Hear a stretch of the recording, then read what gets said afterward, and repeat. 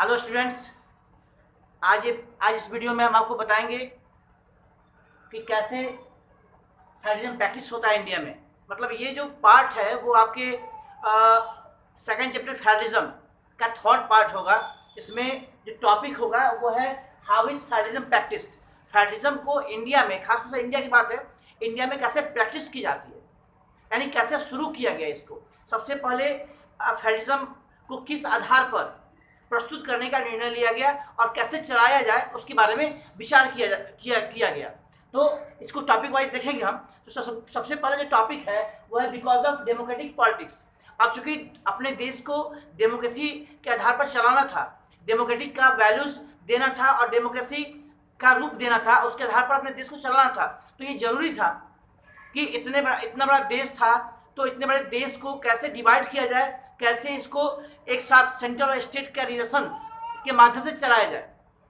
तो इतने बड़े वास्ट कंट्री के लिए जरूरी था कि डेमोक्रेसी के आधार पर चलाना, और डेमोक्रेसी के आधार पर चलाने के साथ साथ इसे कैसे फेडरलिज्म बनाया जाए, कैसे इसे संघवाद के माध्यम से इसको चलाया जाए। तो ये सब इसका वैल्यू था। दूसरा पॉइंट है वो spirit of federalism, respect for diversity and desire for living together. ये ऐसी चीजें थी जो एक मुख्य विशेषता के रूप में सामने आ रही थी कि अगर देश में फेडरलिज्म लाना है, अगर देश को फेडरलिज्म के आधार पर चलाना है, अगर भारत को फेडरलिज्म के आधार पर चलाना था उस समय, तो उसके लिए क्या क्या जरूरी था। तो उसके लिए फेडरलिज्म का जो भावना है वो लोगों के अंदर होनी चाहिए। यानी फेडरलिज्म की भावना का मतलब स्टेट और जो सेंटर का रिलेशन होगा, जो उसकी मान्यताएं होंगी, वो सब लोग उसके मानेंगे। और रिस्पेक्ट फॉर डाइवर्सिटी। अब इसमें इतनी ज़्यादा अपने देश में देखा जाए तो बहुत ज़्यादा डाइवर्सिटी है। यहाँ हर स्टेट के जो लोग हैं वो डिफरेंट है, एक दूसरे स्टेट से बिल्कुल डिफरेंट है। उनकी लैंग्वेजेज अलग है, उनका रहन सहन, पहनावा, खान पान सब कुछ अलग है। तो ये सब रिस्पेक्ट फॉर डाइवर्सिटी, इतनी डाइवर्सिटी है, इतनी विभिन्नताएं हैं, उस सबको रिस्पेक्ट देना यह भी मायने रखता था। तो ये सबको रिस्पेक्ट दिया गया और सब लोगों ने, देश के हर व्यक्ति ने, हर लीडर्स ने एक दूसरे का सम्मान किया, और तब जाके उस स्टेट को अपने एक सेंट्रल गवर्नमेंट से जोड़ा गया और उसके बाद फेडरलिज्म को प्रैक्टिस किया जाने लगा। उसी में डिजायर फॉर लिविंग टुगेदर, सभी लोगों की इच्छाएं, हर व्यक्ति अलग अलग थे, इसके बावजूद भी जो लोगों की भावनाएं थी वो एक दूसरे से जुड़ने लगी। यानी सभी को एक साथ रहने का, एक साथ देश में एक साथ एक सिटीजन बनने का, एक देशवासी बनने का जो निर्णय था लोगों का, वो बहुत अच्छा था। और ये क्रेडिट रियल में लोगों को जाता है, जो लोग ये मान गए कि हमें पावर शेयरिंग के माध्यम से, हमें एक साथ रह के, हम डिफरेंट हैं, हम डाइवर्स हैं, इसके बावजूद भी हमें साथ साथ रहना है। जो नेक्स्ट टॉपिक है बच्चों वो है लिंग्विस्टिक स्टेट्स। यानी लिंग्विस्टिक स्टेट 1947 से अपने देश का जो डेमोक्रेटिक जर्नी था वो शुरू हो गया। यानी 1947 से हम लोग अब डेमोक्रेटिक वैल्यूज पर चलने वाले थे। तो निश्चित रूप से अब अलग अलग स्टेट्स के आधार पर भी देश को बंटवारा करना था। तो जो लिंग्विस्टिक स्टेट्स है, जो लीडर्स थे, उन लोगों ने निर्णय लिया कि क्यों ना देश को भाषा के आधार पर बांट दिया जाए। इसमें बहुत से ऐसे स्टेट्स थे जो जिनको लैंग्वेज के आधार पर, यानी जो एक लैंग्वेज बोलने वाले लोग एक ही स्टेट में रहेंगे, इस आधार पर, इस विचार के साथ लोगों ने, लीडर्स ने देश को बांटने का प्रयास किया।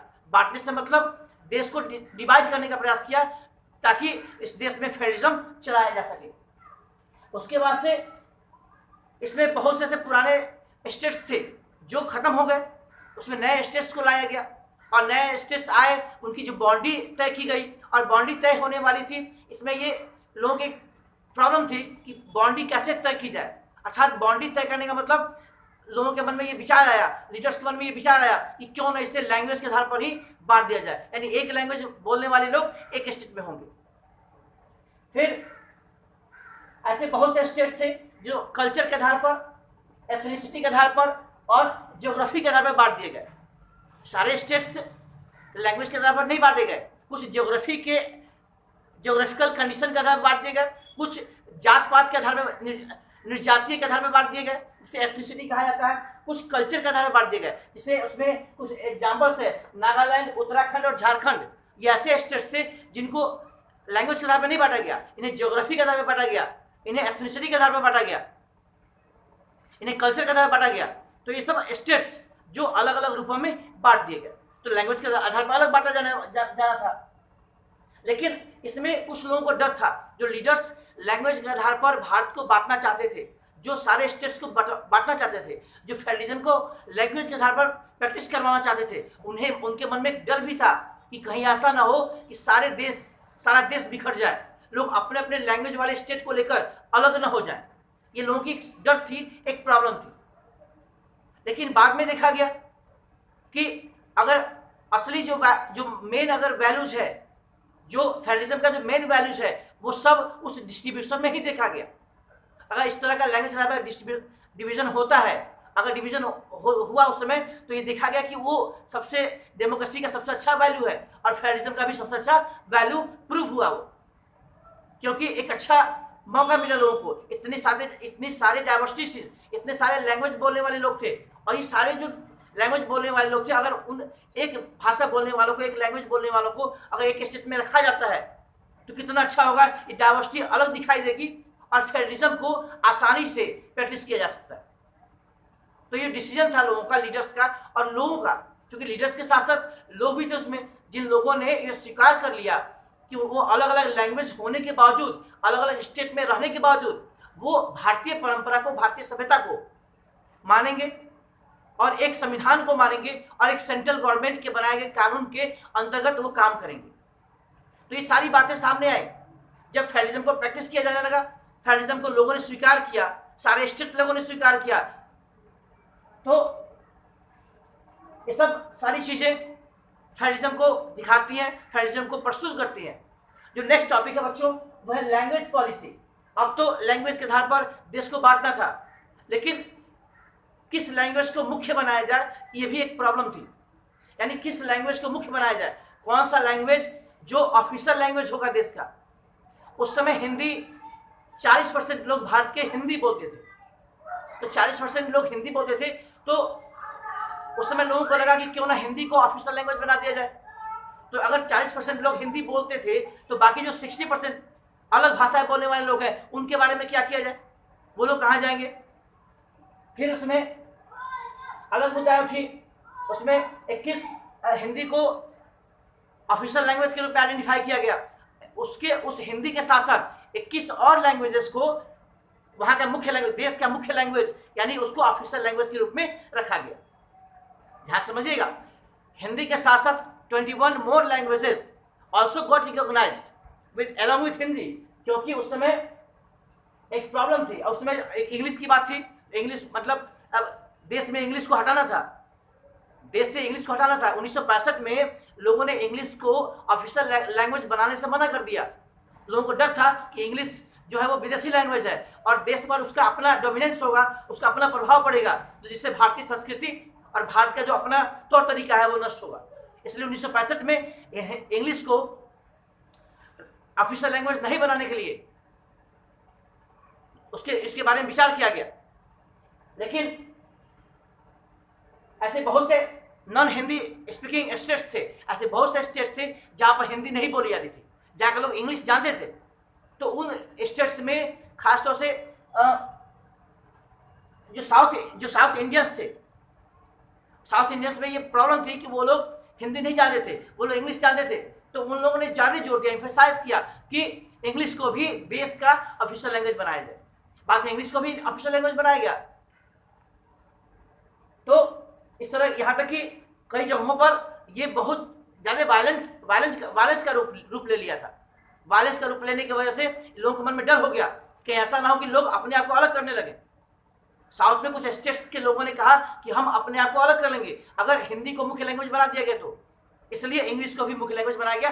और उसके साथ ही साथ जो 21 लैंग्वेजेस को, जो अलग अलग भाषाएं हैं भारत की, जो मुख्य भाषा हैं, उनको भी उनके स्टेट का ऑफिशियल लैंग्वेज बना दिया गया।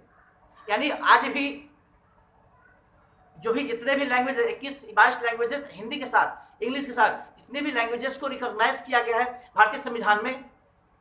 और अगर कोई व्यक्ति कोई गवर्नमेंट जॉब के लिए अप्लाई करता है तो वो इन सारी भाषाओं में से किसी को चूज कर सकता है, इसको नकारा नहीं जा सकता। इन भाषाओं में से जो संविधान में लिखा गया है जिन भाषाओं को संविधान ने मान्यता दिया है, उन सारी भाषाओं में से किसी एक भाषा को भी कोई व्यक्ति चुन सकता है अपने ऑफिशियल एग्जाम के लिए, किसी गवर्नमेंट जॉब के लिए। तो इस तरह से हम देखते हैं कि किस तरह से वायलेंस का रूप लिया, उसके बाद से फिर से उसको मैनेज किया गया, क्योंकि देश को चलाना था, इसलिए इसको मैनेज किया गया। अब डेमोक्रेसी का मतलब ही होता है कि जितने भी डाइवर्सिटीज हैं, सभी लोगों की जो अपनी ख्वाहिश है उसको पूरा किया जाए, किसी को भी तकलीफ ना हो, सबके इंटरेस्ट का ध्यान दिया जाए। तो ऐसा किया गया। तो नेक्स्ट टॉपिक है वह सेंट्रल स्टेट रिलेशन, यानी सेंट्रल और स्टेट का रिलेशन। पहले जब शुरू में फेडरलिज्म को प्रैक्टिस किया जाने लगा तो ये मुद्दा सामने आई, ये बात सामने आई कि जो देश का जो एक अगर मुख्य पार्टी है जो सेंट्रल गवर्नमेंट के रूप में है, अगर देश का कोई मुख्य पार्टी, एक पार्टी जो सेंट्रल में है, सेंट्रल में शासन कर रही है, सेंट्रल गवर्नमेंट मुख्य हो गया। और अगर किसी दूसरे स्टेट में अगर कोई दूसरी पार्टी का शासन चल रहा है तो यहाँ जो सामंजस्य होगा, जो एडजस्टमेंट होगा, अच्छा नहीं होगा, दोनों के बीच जो एकोमोडेशन होगा अच्छा नहीं होगा। तो वहां पर हो सकता है कि सेंट्रल गवर्नमेंट, जिस पार्टी सेंट्रल गवर्नमेंट में शासन कर रही है, वो स्टेट गवर्नमेंट में शासन करने वाली पार्टी के ऊपर हावी हो जाए, या उनके साथ सामंजस्य स्थापित नहीं कर पाए, उनके साथ एडजस्ट नहीं कर पाए, या उसको नीचा दिखाने का प्रयास करे, उसको डाउन करने का प्रयास करे।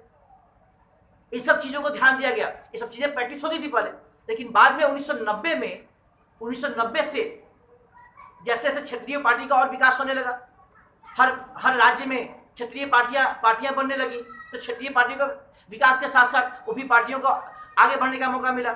यहाँ तक कि सुप्रीम कोर्ट ने सारी पार्टियों को रिकॉग्नाइज करना शुरू किया, नया नियम लागू हुआ, सारे लगभग बड़ी बड़ी पार्टियों को रिकॉग्नाइज किया जाने लगा।